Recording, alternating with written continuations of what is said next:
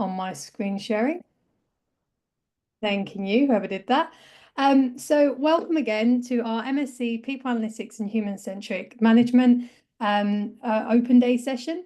So as I said, I'm Grace Gayward. I'm the Student Recruitment Marketing Manager. I'll be kind of in the background today, helping Eugene, our Program Director, with different bits and bobs, answering questions and things. But I'll just introduce the other two people you can see on the screen. So we've got Howard and Paulina. They both work with me alongside in the Student Recruitment Marketing team. So they're here today again just to kind of get a sense of if you guys have any other questions and if we can help in any way. So they might be doing a few things in the background.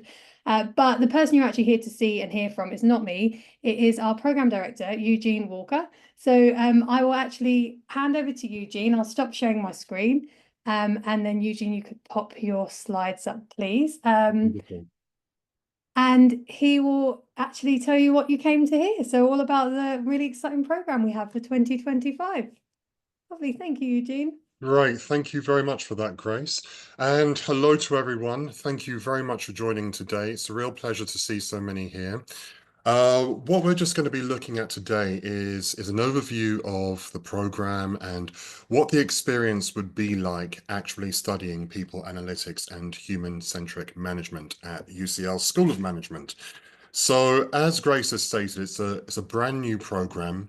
It's been in development for a couple of years now.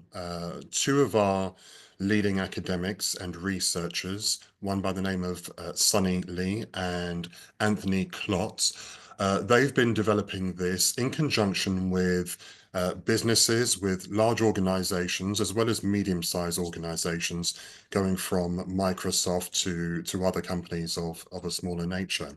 And what they've done in those discussions is try to determine to what extent people analytics is critical within those organizations. What are they doing that is adding value exactly? And what we're looking at and what we looked at in terms of the development of this program is where are things leading to? Because statistics say that about 70% of these medium to large size organizations are relying more and more on people analytics, trying to find more definitive ways to to retain employees, to develop them, to ensure that they stick and grow with the organization. Because as you may know, recruiting new employees, that's actually a very expensive endeavor. And so what organizations are looking at is to invest more in their people, to see people as being the most valuable part of their organization. And the more they can invest in them and, align their individual values with the organization and also rely on valuable data that will give insights as to how they can manage their staff, as to how they can help them grow and develop, how they can align their personal goals with the organization goals. These are some of the critical areas of people analytics and human-centric management. I may throw a couple of terms at you that you may or may not have heard. I won't go in depth on them now, but you might want to look them up. Um, One of the things that we're looking to do in terms of our careers provision on this program is what's called having a protean approach to your career. And if you've not heard that term, protean approach, I think it comes from one of the kind of old ancient Greek gods, Proteus, who was a bit of a shapeshifter and very adaptable and could actually change his form.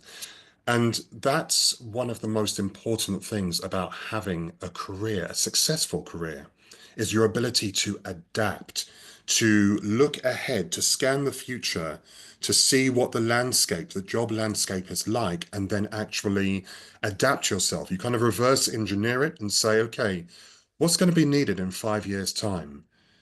What are they looking for in the next role up? But then also aligning your values to that. That is one of the key aspects of having a protean approach to your career, but also taking value from people analytics and human-centric management. So I'm going to just take you on a brief tour of that. But first of all, let me introduce myself. So as you'll see here, and let me just see if my computer wants to work for me. Go on, Go on. Go to the next page, please. It'll probably go to page 10 now, and you'll kind of see everything before. There you go. Right. So my name is Eugene Washington Walker, and I have been at UCL now for just over 25 years. And it's been a really interesting 25 years. For the first 15 years I was at UCL, I was actually a temp and I was contracted between different departments. And as I've been told by two registrars in our central teams, I've worked in more departments of UCL than anyone. So for the first 15 years, I think I worked for I think it's at about 27 departments across 9 out of 11 faculties. So I'm an old hand, and I've been around, but it's really interesting to see the different culture within UCL. And I can honestly say to you that when I arrived at the School of Management, where I've been for the past 10 and a half years, that was when I said to myself, this is home. I don't want to move to another department. I want to stay right here because what we were teaching at the school and the way that we were teaching it, not being confined or constricted in the way that some other departments can be, I really resonated with that. And I said, this is the place. This is where I can add the most value. This is where my values aligned with the school. And I've been here since I think it's about 2014 and not looked back. So my expertise is in leadership communication, career development, and strategic management. Where's that from? Well, I manage the careers function on our online MBA program right now. And I've been managing that for just coming up to 6 years. So that's been a real adventure. And um, working with our professional level students, ranging in age from about mid to late 20s all the way up to, I think, just below 60 years of age. So it's been a real mix, and it's been really fascinating to experience. So working with everything in terms of career planning, which is usually the first step, career development, which is the next, and then career management. And that involves everything from deciding what kind of career people want to go into, what they want to do, what really interests them, and making sure that they're aligned in that protean way that I've mentioned. But then career development, working on their branding, on strategic networking, on being able to sell their value to an employer. And then career management, which is essentially having all the tools you need to manage your career as effectively as you need to. And what I've done on this program is brought a lot of that career element into the program. We are so invested in extraordinary career outcomes for the students that come onto this program. So I think you'll find that pretty unique, and I'll go into that a little bit in a little bit of time. I also teach a lot on communication, leadership communication, public speaking, presentations, so forth. I've got to tell you where some of that comes from. And strategic management, I work with undergraduates as well as postgraduates. I teach the art and science of management, so you'll be getting quite a bit of that as well within this program.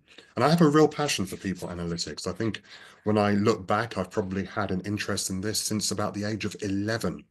I'm what you would call a classic nerd. So I think you will get some benefit from this, and I hope to make you feel as passionate about this as I feel. In terms of leadership communication, just to go back very quickly, part of the reason I temped at UCL for the first 15 years is because I was an actor off stage and screen. I worked for the Royal Shakespeare Company and the National Theatre and did Doctor Who and Casualty and all of these programs that you might see on TV, Law and Order UK.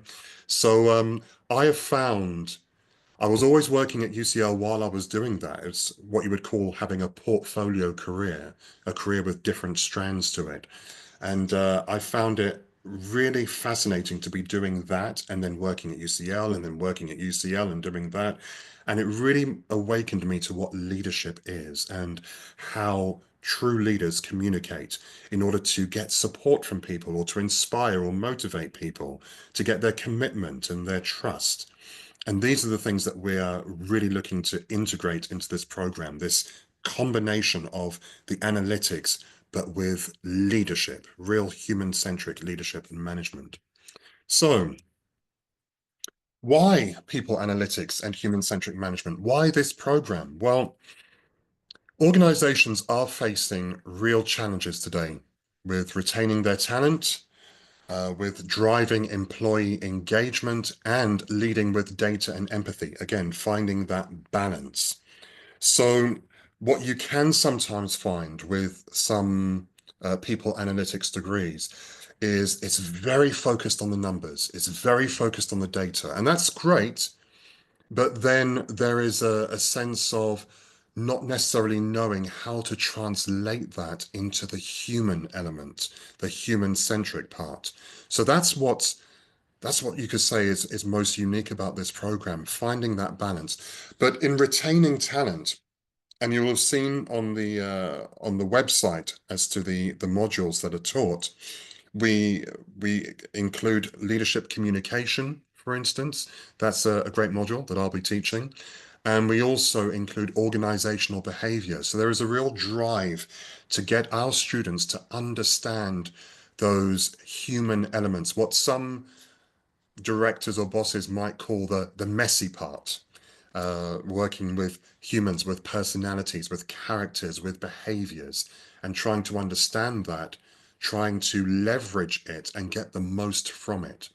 So you would say that the human part of this and the analytics, they range side by side every step of the way.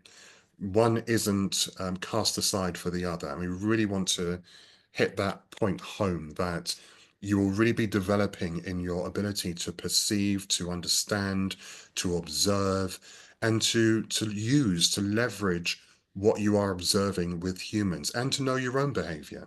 That's a big part of it. It's all well and good saying, okay, that person over there is acting like this, or that group is acting like that. What about yourself? And when you're in a tough situation or a crisis situation, which many organizations have faced over the past several years, look at COVID.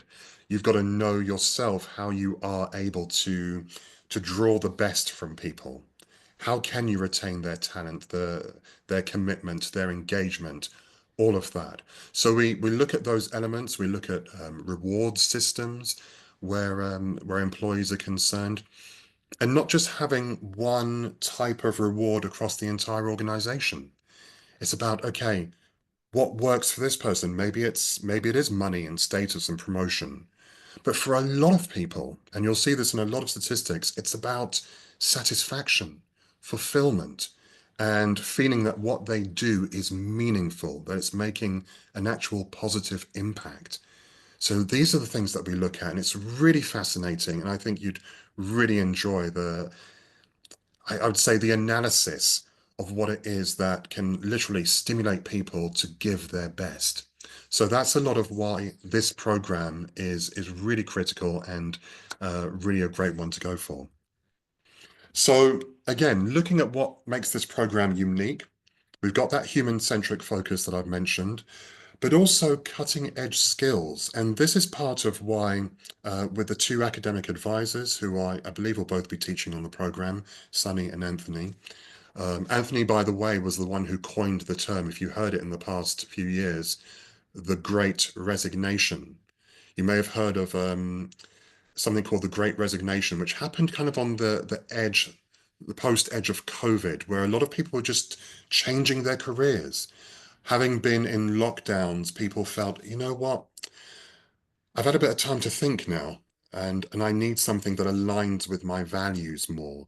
And there was a great uptake, a great upswing in the amount of people resigning to go to change their careers or to go to different organizations or to do different kind of work. So I just wanted to mention that because we do have some amazing researchers on the program. So keeping cutting edge skills really relevant is part of this program. And with our academic advisors who have gone to organizations and they've asked them, what is it you need? Also, what is it that you feel is missing with graduates from other similar programs? What is it you feel they need to really sharpen their skills or their knowledge or their perspective of? So cutting edge skills is embedded within this program, and we are committed to ensuring that is updated on a regular and frequent basis. Practical projects. So you will see that in term three, we have a dissertation project, and it's going to be what we call a real world business challenge. So a part of that will be that you are going to a real organization. You are analyzing their data after identifying a particular issue that they have, perhaps a problem, a real challenge that they've got that they need to overcome. You're going to analyze their data. You're going to run your own analysis from everything you've been learning on this program, pulling all of those different elements from the leadership to strategic HRM, and you're going to be utilizing those and the best parts of those to solve that problem. And we'll be giving you help and support every step of the way.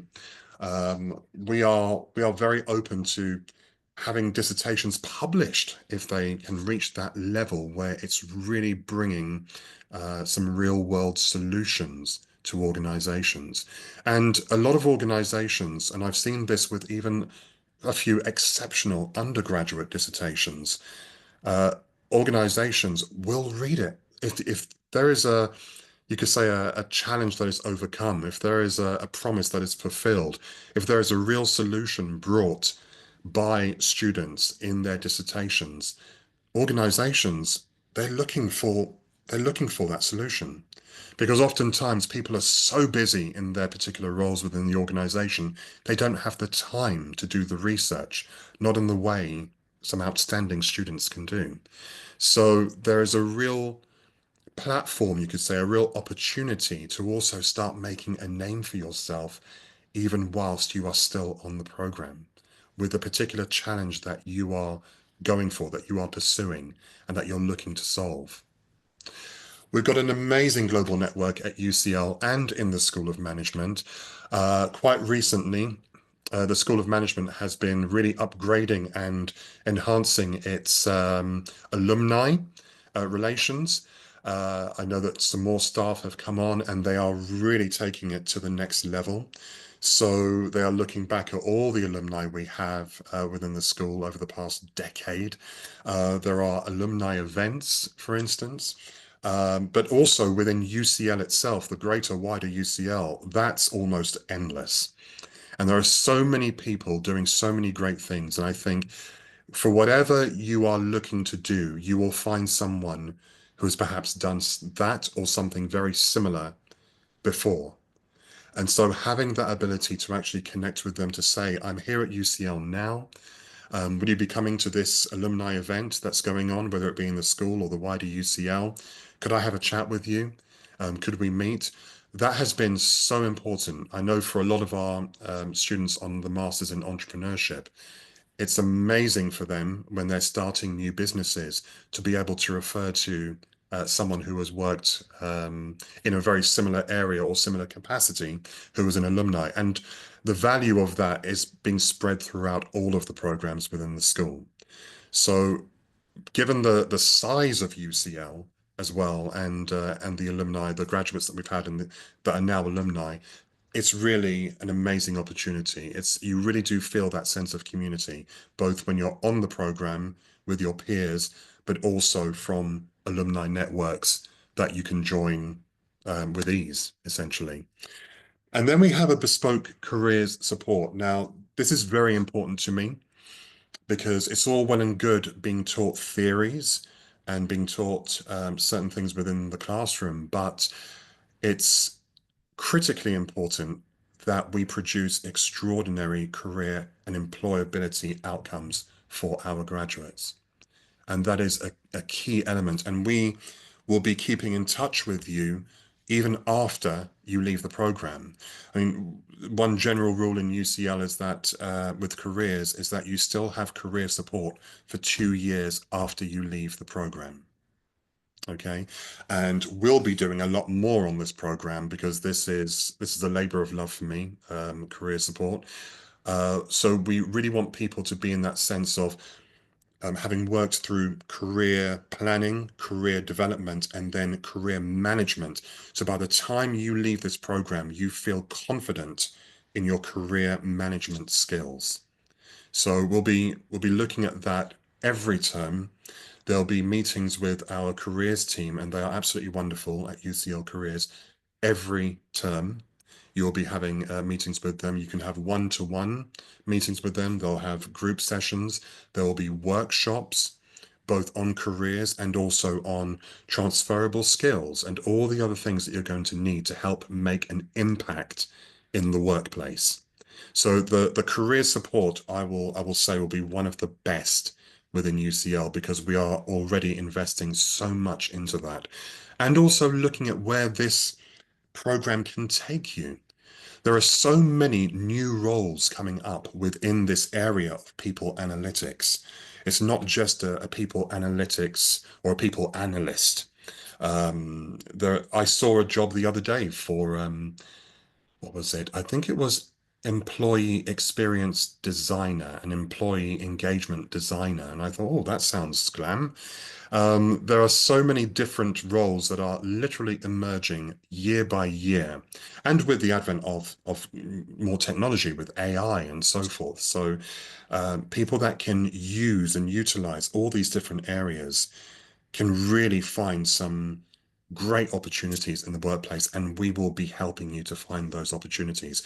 We want you to meet extraordinary career outcomes as a result of this program. It has to reflect well on us as well. So we're very driven to ensure that you are heading in the direction that is really right for you, for your values, for your skills, where you feel that you can add the most value. And we really want to see you get there. So every step of the way, we will be helping you with bespoke career support.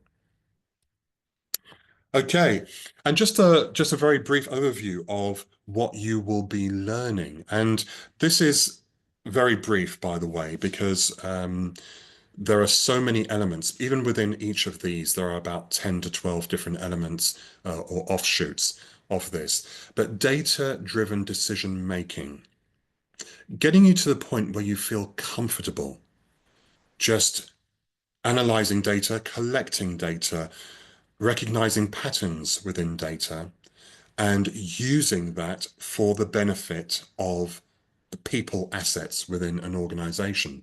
Now, some people will feel a little bit, might feel a little bit intimidated, thinking, "Oh my God, data-driven.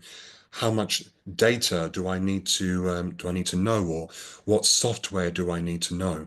I think it's good for me to set expectations here in saying that this is not a data analytics degree by itself. It's very much where the analytics are concerned with the people. And organizations are not looking for you to be 100% on SPSS or 100% on Python. What they do want is for you to at least feel comfortable that you can operate some of these platforms or software in order to get certain results thereafter. But I don't want you to think that you have to have a secret PhD in mathematics in order to do this, or some kind of genius level in statistics. It's not that. All right. We have two modules in particular where you will get a lot of experience in that, and that's our data visualization in term two and our people analytics in term one. But this is not a program where you are expected to essentially become the next, I don't know, Bill Gates or something like that. You are going to be looking at people analytics, but it's more about how you can get that information and what you do with that information. All right, we don't want to turn people into androids. So I just wanted to bring home that point. Also, in terms of leadership in people-centric organizations, we've got, as I've said, leadership and communication. We also have organizational behavior, which I think are very important modules to give you a sense of how leadership emerges within an organization, how groups are formed, at what points do groups turn into teams What is the particular differential there? How can you get the most out of teams? How do you retain trust as a leader going forward? How do you communicate with people? How do you make them feel as though you're talking to them or you're individualizing your leadership rather than just talking to one big group? There's so many elements within this that I think you will find truly fascinating, and it will help you both personally as well as professionally. And I'm a big fan of that. I'm a big fan of lessons learned that don't just help people professionally, but also impact them in all areas of their lives. Change management and innovation. Yes, there will be some of the more basic or more known models like Kotter's 8 steps on change management. But you will also find out, okay, what causes people to resist change within an organization? What do organizations need to ensure they cover from the outset to make people feel as though the change is going to benefit them? All right. Some organizations can just say, right, we're changing this. We're going to be going from, let's say, in the most basic sense, red to yellow. Everyone get on it. And they don't give any idea as to why. Why are we changing from red to yellow? How is that going to benefit us? What's going to happen to me in that situation or that circumstance? Will I be able to change? What if I'm embedded as a red? Will I still be able to exist in a yellow organization? Whatever it may be. But the change management is a great way of, you could say, empowering a people analyst as to how they can get results through people. Because change is one of those areas where the toughest barriers can emerge that organizations can find very, very difficult. And if you look at a lot of statistics on this, change management and change management endeavors is one of the areas where businesses fail the most. Okay, so this is an important area that organizations need these specialists in who can give them that support in how they make changes throughout the organization. And by having people analytics specialization alongside that, you also have the proof, you have the evidence, you have the actual facts and figures that you can help them to make those decisions. It's not just an intuitive decision, though intuition can play a part in decision making, but it's also a factual based decision, especially if they're going to be spending money that they're going to need to see in order to start making those changes. Strategic HR management, fascinating area. You're going to be learning a great deal about human resources with this and seeing people as assets. We're still developing elements of this module to ensure that it's really going to be top notch. So I think you'll find that very, very, very interesting. And diversity and inclusion strategies without going too far. Sometimes there can be a bit of a backlash against diversity and inclusion because it pushes too far or it doesn't make everyone included in the process. So that's something that we're looking at, really providing you that sense of how can something be truly inclusive and how can we get everyone involved? How can we make everyone feel as though they are key contributors to whichever endeavor we are looking to do within the organization? All right. So that is just a very brief overview of what you're going to learn, but we do have 8 modules overall, which you'll see on the website. And then we have the dissertation, which is in term 3. So as I've said, just very briefly, real world experience you'll be gaining through the dissertation project. You'll be choosing what that element is that you're going, or that challenge that you're going to be identifying with a company. We'll be looking at and be giving you a criteria for that, to be sure. But what we're really wanting you to do is to gain that skill of being able to walk into an organization, read the landscape, know what's going on, identify key challenges that might be getting in the way of progress for that organization. In particular, about their people. How are they managing, leading, supporting, and uplifting their people through certain processes or through changes? And what is it that you can identify that with the inclusion of people analytics can really help get them through that challenge? This is where I think the culmination of everything you're learning on the program is really going to shine. And what we're also looking for is your individuality. You know, as I said before, we don't want to turn people into androids. We're really big on individuality, on your own personal flair. Sometimes people can feel as though they need to suppress that and be more conformist. Well, I'm not a conformist and I'm very individual. Some might say too individual, but I've been put in this position and I would really like to see each and every one of you who goes through this program and who studies on this program emerge with your individuality, not just intact, but also enhanced. Because I find, and in numerous organizations I've worked with, even before UCL, that some of the most incredible contributors to an organization think independently, or they can at least not allow themselves to be cowered into being a conformist, because oftentimes some great solutions come from thinking outside the box. So individuality um, or individualism is part of the outset of or the outcome of this program, but also knowing how to work with people, how to lead people, how to recognize these elements within an organization. But who you are, we want you to be bringing that to the table. As I've stated about the bespoke career support, so we have one-to-one coaching. There are many networking opportunities. We have a very accomplished advisory board with individuals who work in major organizations around the world. And at some point or another, or a few points throughout the program, you will be meeting them. We also have underneath that advisory board a network of experts. And with that network of experts, they are in different areas, everything from working with the big four like Deloitte, to working in charities, to working in higher education, different areas.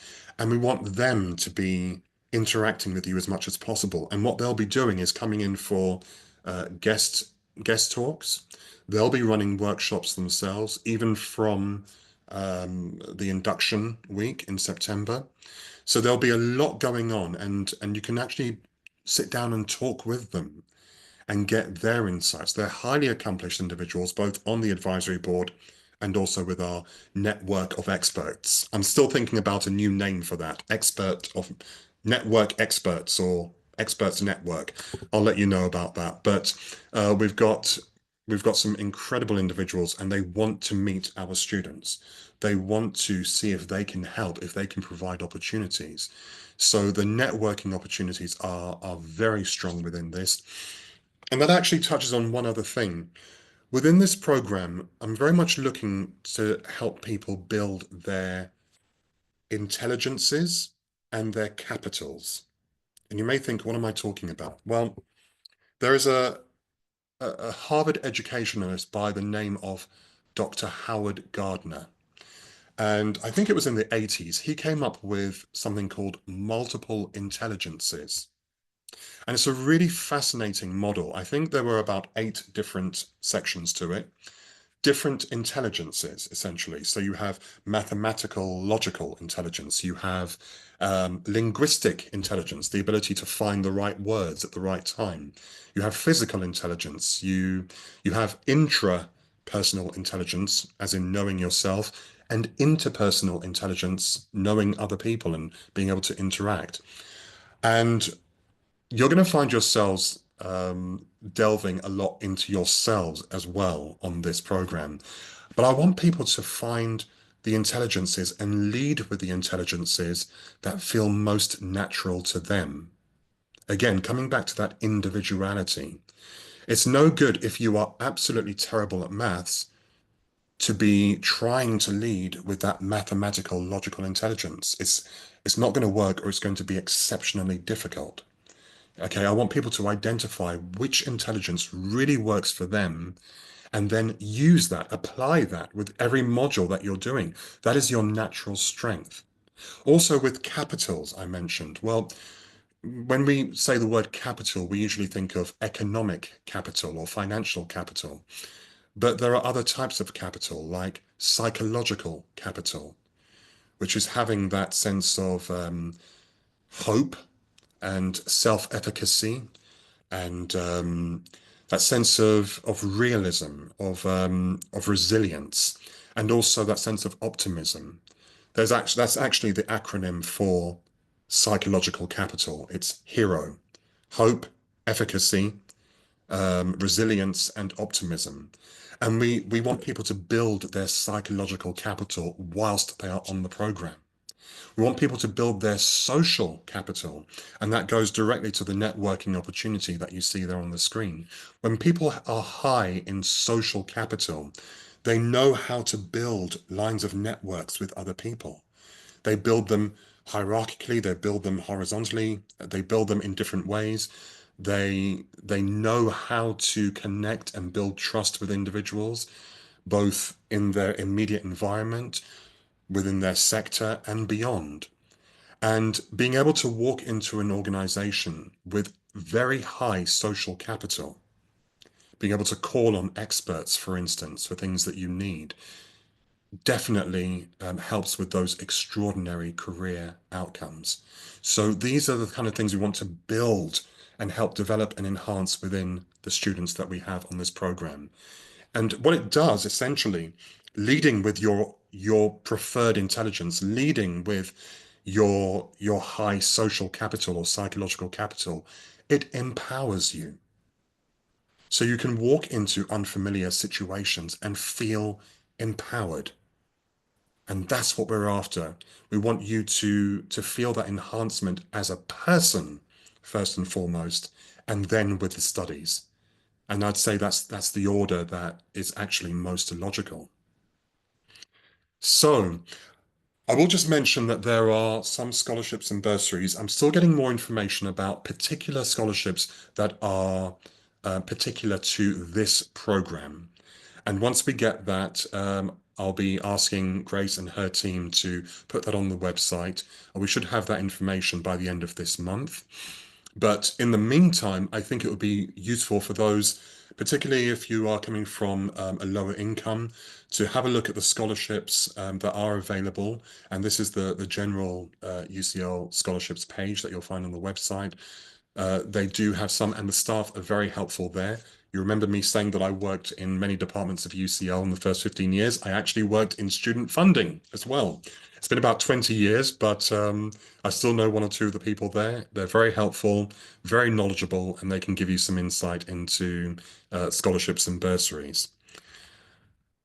I always just note that we are up there in terms of the rankings, and that's not something that we take lightly. It's not something that we rest on our laurels with. We feel that drive, the internal drive, and we also feel that external pressure to keep on improving, keep on enhancing. And this is going to be a highly ranked program. We've put so much into it. There's been a great deal of interest in it already. And as I said, we're going to be continuously updating the curriculum to ensure that it's at the cutting edge, at the leading edge within the academics, essentially. So what I do want to stress to you is that even whilst you are on the program, we are using the most up-to-date data, information. We are keeping an eye on trends that are unfolding within the sector and beyond. I think that you will find this to be really valuable going into the workspace and knowing what's happening and how you can help generate solutions.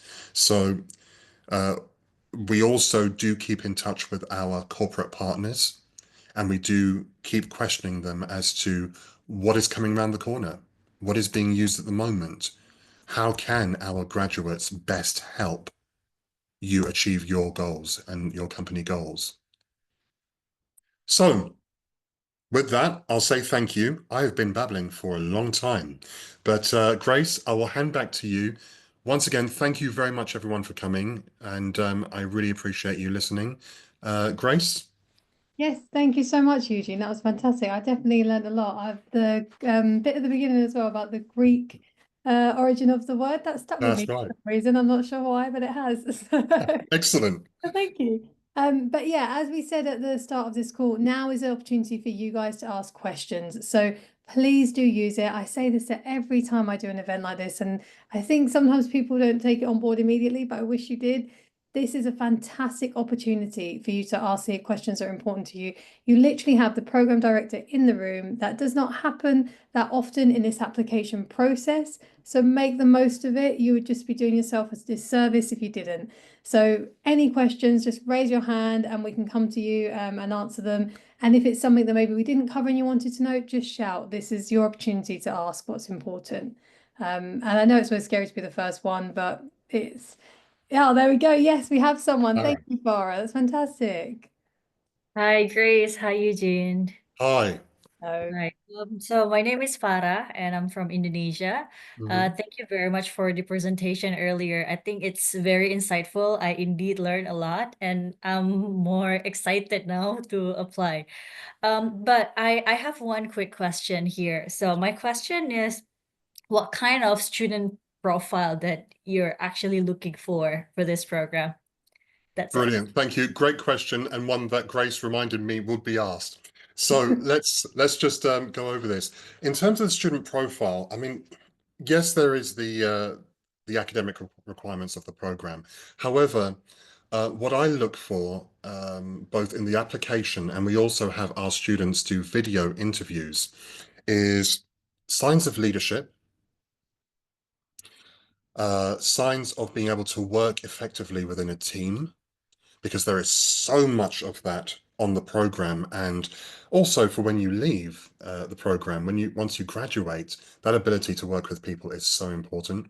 I'm also looking for evidence of, and this is going to be a triple combo, but there's a similarity in them: proactive behaviors, initiative, and drive. Okay. Um, seeing that people will encounter challenges, they may encounter problems, but that sense of initiative, proactivity, drive to say, you know what, I've encountered this, I'm going to go find out about it. I'm going to learn more.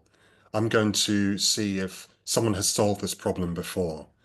That's what I definitely look for in terms of those additional requirements. And one more thing, authenticity.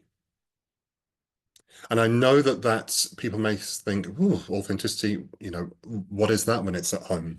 Authenticity, it truly is being yourself. It's not trying to, and I say this within public speaking classes that I give. In public speaking, you're not looking to be some perfect ideal of a public speaker. You're actually looking to be more of yourself, just amplified. Okay. Um, there will be no doubt you've sat in some kind of presentation or some kind of class and you've literally been put to sleep by the individual who is speaking. Okay. Hopefully that wasn't me just now. But what really helps is when people bring their own individuality, their own authenticity, their own realness to the conversation or to the presentation. So I really do look for that. There are people that I see online that I think, oh, either you're a bit different, or I really love your genuine self here. I get that you're being really genuine. I love that, and I want to see that on the program. Does that answer your question, Farah? Yes, but how about the background? Like, are you looking for certain years of experience or fresh graduate is also okay? Fresh graduates are also okay. Fresh graduates are also okay. I think it's more in terms of what potential we have to work with. Okay, I could. This is something that you also find that we could get an application from someone who has 15 years experience in an organization or in a particular sector. But one of the first questions I'll ask myself is it 15 years of growth or is it 15 years of just stagnation, just sitting there? And so if I get that spark from someone who doesn't have much experience at all, but they've got that something, then I'm so up for bringing them on the program because I want to be seeing sparks. I want to be seeing that initiative. I want to be seeing that, um, what do they call it in Japan? Kaizen, constant and never-ending improvement. And that's what I want to see. And we're not looking for anyone to come on the program to simply stagnate or just plod through for a year. We want to really move with them and help them grow exponentially. Okay. Perfect. Thank you, Jean. And just to kind of add to it as well, I think that Farah, when you're saying about the background and stuff, that as Eugene mentioned there, the beauty of this program is that you can come straight out of undergrad or you can come having had some experience. So the room is going to be really nice and mixed, which is going to benefit both ways. So it's something to consider. With most, or not most, but with lots of postgraduate programs, it is a straight undergrad transition into postgrad, and that's your specialization period, as it were. But this one's a bit different because of the nature of it and the ability, like Eugene said, to grow. So I think that it's quite a nice thing to look forward to, that your classroom will be diverse anyway because of the global community you'll have, but in terms of experience too. So it's a really unique essence. It's got a unique part to it that you don't always see in postgraduate, which is quite nice. Perfect. So anyone else have any other kind of questions that they'd like to ask? Oh, yeah, yes, I do. Hello, thank you. Hi, thank you so much for the presentation. That was really great. Thank you, Tana. I'm Tana. I'm currently based in Romania, but Oh. I did my undergraduate studies in cognitive sciences in the States. And you did mention in the beginning that the program is fairly new. I know there's been a program at UCL in the past in industrial psychology, industrial organizational psychology. So I'm just wondering, how is this program different from that or from other similar programs? Yeah, I do remember that program. In quite some key ways, I would say. Our program, that program is quite similar to one that I took at another university, which was business psychology. So you kind of have that cluster of degrees like business psychology, organizational psychology, occupational psychology. This one is more focused, I would say. It's a bit more geared towards the people analytics. That program had a bit of that, if I recall.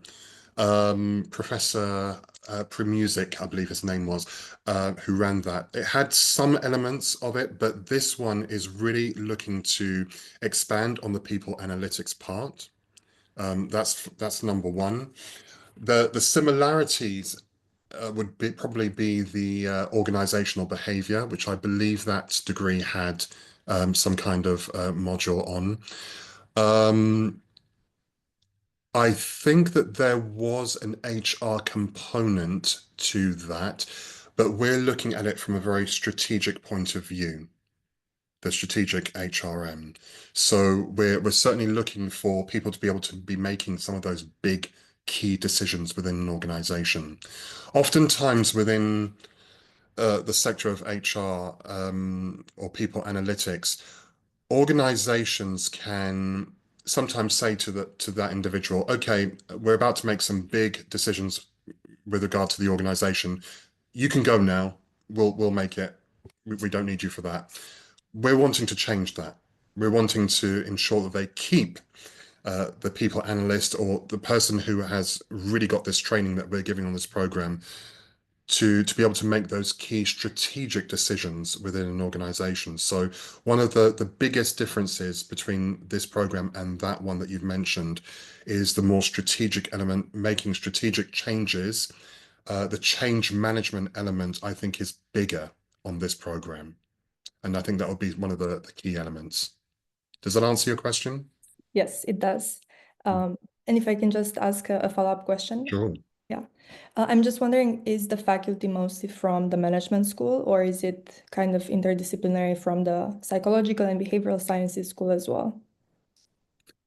It's going to be more from, and Grace, you can correct me if I'm wrong from what you know from Sunny and Anthony, but this is more from the school. We are taking some interdisciplinary elements. We Mhm. have looked at whenever you include a module that has some crossover elements with another department, you have to make sure, okay, well, what is the overlap here? Are we duplicating something or not? So we don't have, say, psychology on this program, but there are definitely psychological principles that we are taking.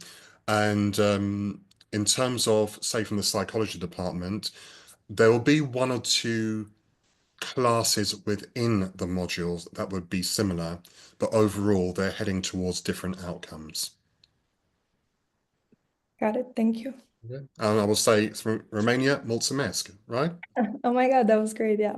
Thank you very much. Man of many talents, Eugene. There you go. Yeah, and just to kind of add to that as well, I think in terms of different interdisciplinary approaches, it doesn't have to be that it's departmental within UCL. I think something that this program brings as well, which is quite unique, is the advisory board that Eugene commented on earlier. So the program's been built with experts in the industry at the moment, as well as our academic experts. So you've got that practitioner and academic element to the curriculum itself, but they don't stop here. So it doesn't mean that September they say bye, thank you very much, and wash their hands. They're still involved. So that group of advisory board members, and we can give more details on those as time progresses, and you'll get all of that when you join for sure. And some of the, if you become an offer holder, and we have some different events for you to kind of give you more details about what's really coming now, you'll hear more from that too. But you will have, they will be from different industries. So while they may be in similar, you're all in the same similar role, they're going to come from a wide variety of different industries. So you're going to get a lot of case studies, which you'd get from other departments as well. So I think that's something to consider as part of that interdisciplinary approach. Perfect. Do we have any other kind of questions people would like to ask? Yeah. Yeah. Hello. Hi. Oh, Yeah, there we sorry. My Yeah. connection. My name is Nida, also from Indonesia. Thank you for the explanation, Eugene, Thank you. Grace, and Paulina. Yeah, so I will directly go into my question. So I was really interested in the strategy HR module because it's one of the key of the strategic HR is to align between the business and the people, right? So my question is, for this strategy HR and also other modules, are we going to learn about more into the strategical, like you mentioned, for example, the workforce planning and also the organization design, this kind of things, because it's like how to make the decision making as to understand about the strategy. Yeah, that's the first question. I have another question after this. Right. Okay, great. Yes, absolutely. That also covers strategic HRM with like human capital theory and human capital management as well. So it's also going to be looking at, well, different models within that, but also workforce planning is a big one.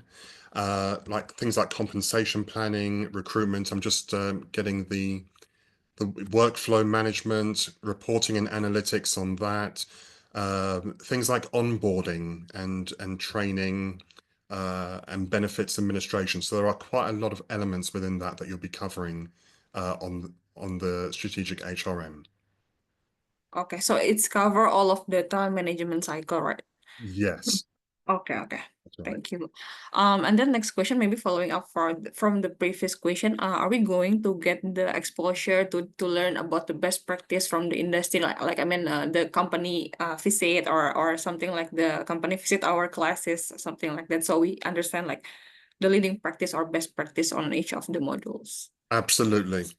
And this is something that when our academic researchers went to different organizations, establishing what some of the best practices was one of the conditions as well. So what we needed to do was to find out, okay, what are we going to be teaching, but also, what's needed, how are we going to pass on this information as well to our students. So some of the best practices is definitely one of the key elements of that. It also comes under the whole kind of quality management as well. So yeah, definitely with best practices, that is there in the curriculum. Okay, thank you. I think You're very it welcome. And you will get guest kind of speakers come in as well. I think that's one of the things you were asking as well. You do get guest speakers come in. That'll be across the modules. Module leads really like to add those elements to their classes because obviously they're focused on one module. So they really put stuff in there that engages you and makes it different. So we see it on all of our programs. And I think for this one, I remember seeing in the planning stages that that's something that's quite fundamental to it as well. So your advisory board members may even come in and be doing some kind of guest speaker series as well. So yeah, you'll definitely get your exposure to them. And if you are, if you've built that, as Eugene was saying, your professional networks, you can start networking and get that book of contacts. Perfect. Very big on that. Very, very big on networking. And I try to get people starting to do that from day one, even with their own cohort. That's a group of people from all over the world. It's rare that you have that. So to start making those bonds and those connections and those linkages from day one, and then we'll be providing as many opportunities as we can for you to expand that. Definitely. And that's the beauty of this as well, that we've got scope to adapt and do things as we go. There's no rigidity here. So, you guys are with the first year of it being like this, it's a lot more fluid. So there've been things that we can do and adapt as we go. But all of these things that you're asking are already built in, but any ideas, throw them out. As Eugene's very open to stuff like that. I know previous times working with you. So yeah. I know I'm conscious of time, so obviously the session was scheduled to end at 1, however, or 1 UK time. I know everyone's on different time zones, but if there are any other questions, I think Eugene, you've got another kind of few minutes to stay on, is that correct? Yes, that's right.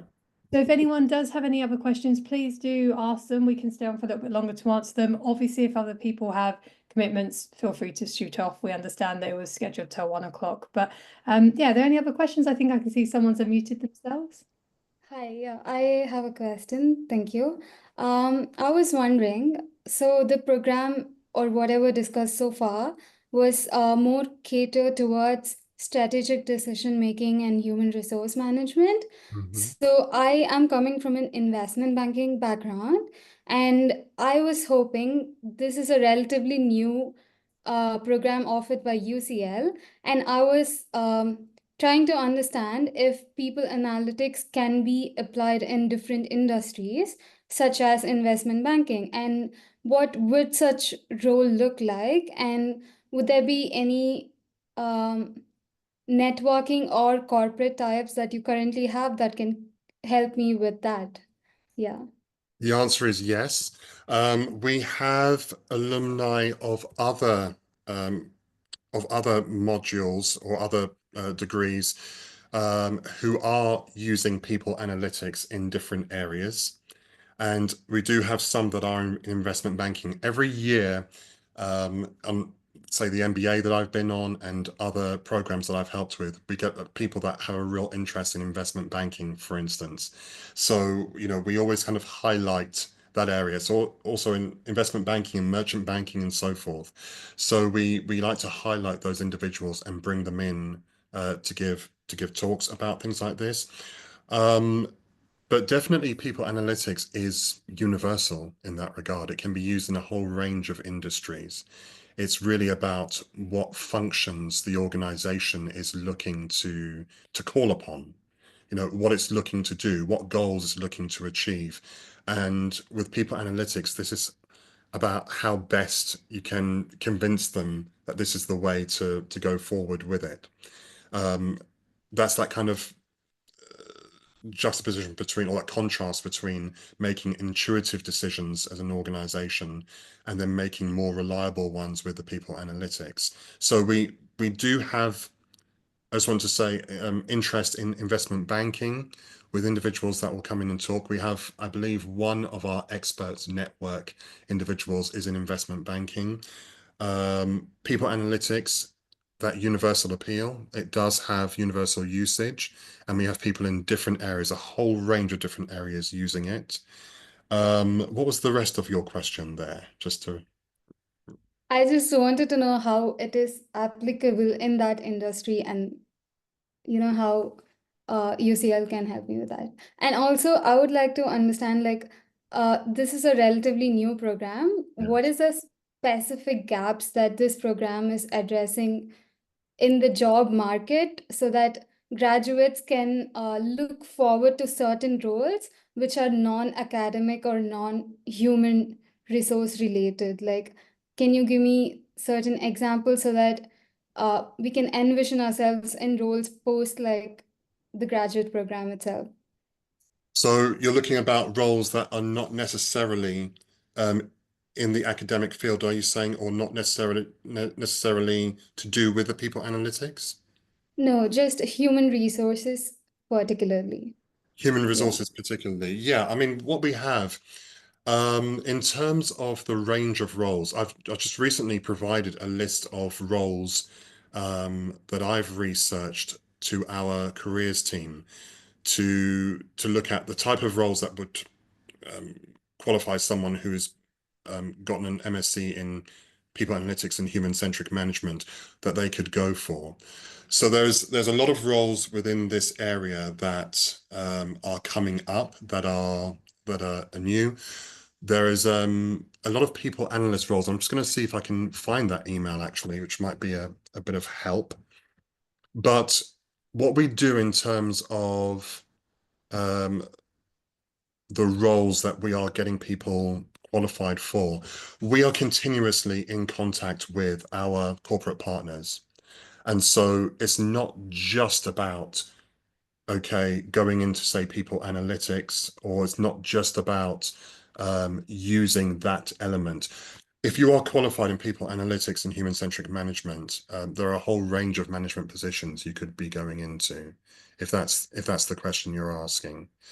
So my concern is that for me to get into management roles or leadership roles, it does take a prerequisite of certain years of work experience. So for graduates who do not necessarily come with a lot of work experience, you might not be able to land such roles. So I was just trying to understand what are the lower level roles that people analytics can enter, like, because a lot of organizations do not really have any like titles for a people analytical role. So I was just wondering. Yeah. Right. Okay. So it would be some of the key roles, sort of lower than the sort of management roles if you don't have that experience. It would be working, I would say, within HR departments. And there are assistant roles, there are coordinator roles, there are junior analysts, junior people analyst roles that people can get into. We've done some work with our careers team at the moment, which we're still looking at right now. But what we have are, let me see, fast track roles within organizations, especially within banking as well. There are a lot of fast track roles for people that don't have management experience that can go into. And so even with that, they'll usually be on, say, a 3-year program. Joining a company like, say, Deloitte, for instance, you'd probably join as, I know within about 3 years you can make manager, going into that kind of organization, because we have people that work in Deloitte that we know. So I'd say there are simply junior versions of those roles which you'll be able to get onto. There are fast tracks or graduate streams that you can get onto. And essentially, once you're hitting the mark each year when they come around for the appraisals, the performance reviews, then there's that chance to move up to the next role. So it qualifies you to get those roles as well. I've mentioned about strategic HRM and that having more of a strategic overview, but a lot of the other modules will have a more, what would you call it, a more granular approach to them, which are definitely more beneficial even if you are starting at a lower level within an organization. Does that answer that question? That gives me a lot of clarity. Thank you. Okay, good. And just to kind of add to that, before I can see that Dea has her hand up as well, so we'll answer that question. But I think I popped a link in the chat where you can see some of the careers roles, and we've actually outlined them and some of the companies that we know that our graduates from this program specifically would go into quite well, and that we have worked with before in our careers team. But just to give you peace of mind, although the program is new, we are not new. The careers team are not new. We are old hats at this. So the program, when we design programs, we don't design them what we want to teach. We work in very holistic way. It's actually we work backwards. We talk to employers, we understand what their needs are, where the gaps are, and that's how we design the curriculum. So we've already identified where these gaps in the employer market, in the kind of employment market are. Employers have fed back and said we need more graduates, as Eugene was saying before, who have this parallel prong between the data, the human analytics side and the people-centric management side. So that's something they've already told us. So those are the roles that you'll go into. As Eugene was mentioning, the role names might be quite new. So it's not going to be, if you're doing your Indeed searches and things like that, they might not come up straight away in that sense. But the job descriptions of even existing roles are changing, and they want those skills now with people. So you can look at some newer roles and some existing ones, but the skill set they want has changed. So you will have a step up ahead of other people in that recruitment cycle. And I think you mentioned about investment banking. So obviously you've come from that background. The one thing I wanted to say is that a good thing for you is that you'll be joining a management school. I know someone else was talking earlier about different departments, but we in this management school, we teach finance with data science, business analytics, and we have connections with the economics department. So you don't have to completely leave that life of yours behind and not have a toe to dip in. So we actually have an investment society that you can join as a student and get to network with those people as well. So you can that's you building your network in both of those spaces. So I'll pop the link in for that too. But you'll be networking and playing probably ping pong and things like that in the student hubs with people from different programs with your background as well. So you actually get the best of both by being in a management school when you do this. Thank you, Chris. Perfect. That answers my question. Thank you. No, you're welcome. Thank you. Right. I can see that Dea, you've got your hand up. Dea, sorry if I've mispronounced that. Yes, you're correct. And I wanna ask a question. Hi, Eugene. Hi, Grace. Hi, Paulina. And hi, Hongyu. I think it's already past 1 p.m. and I'm going to be very fast. Actually, I work in a legal field, and my main responsibility is making decision, making policy, making procedures. So I need to work out and learn about this data. Though I'm not necessarily using big amount of data, but still I think it's important how it can impact to people and if people will comply with policy. And I like to ask whether the program explores people analytics beyond business settings, perhaps on a broader scale. For instance, how is applied in government organization or NGOs to assess people and shape policy or procedures. As you mentioned earlier, Eugene, people analytics is about helping people adapt to change without resistance, or is people analytics limited to only HR and business application? Well, it's a really good question. In terms of that, it's applicable in a whole range of different sectors. I will say that from the outset. It's and certainly relevant within the legal arena as well, in terms of how you are managing or coordinating or arranging staff, for instance, within, say, a legal firm or a legal setting.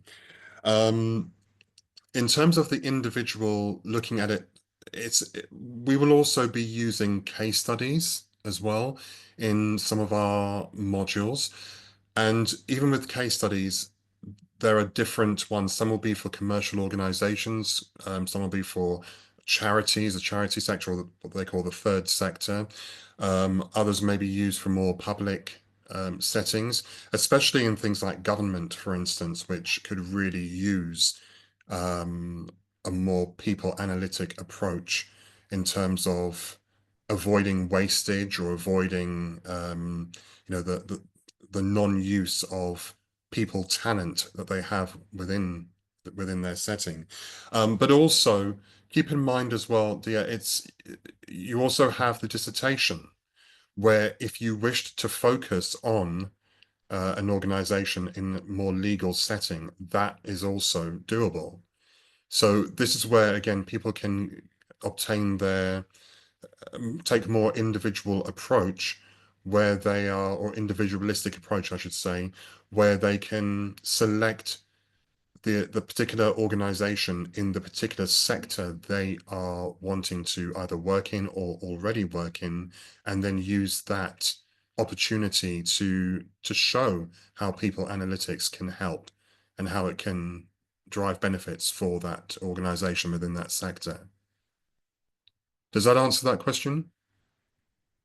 Yes, yes, this answered my question, and I actually already enrolled in this program and still awaiting the decision, but I'm Right. still curious and eager to know more since like I previously doesn't use number in my everyday job, and I really want to know how I can apply this number and data to my daily job because as I see in my country, people doesn't necessarily decide to make policy using this data. So I just like want to apply and implement these people analytics in my daily job. Excellent. I think also it's one of the things we'd definitely be looking at, and certainly when it comes to the dissertation, is how you convey the need for it. We also have a someone who's worked in the Foreign and Commonwealth Office, Development Office, um, who knows a lot about diplomacy and couples psychotherapy at the same time, that we're looking to get in to come and do a workshop again about how you relate to people, how you can build trust, how you can convey a value that you have to offer them, and how you can support them in that. So I think a lot of it is how you're also communicating or conveying the unique selling point that you have of using people analytics in order to get the best out of your organization. So there is that within the program, and that's something we're going to be looking at as well. So there will be ample opportunity to, I'd say, perfect your approach.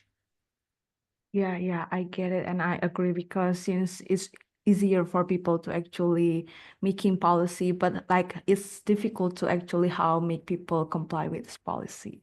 Thank you. Exactly. Yeah. You're very welcome. Thank you. Thank you.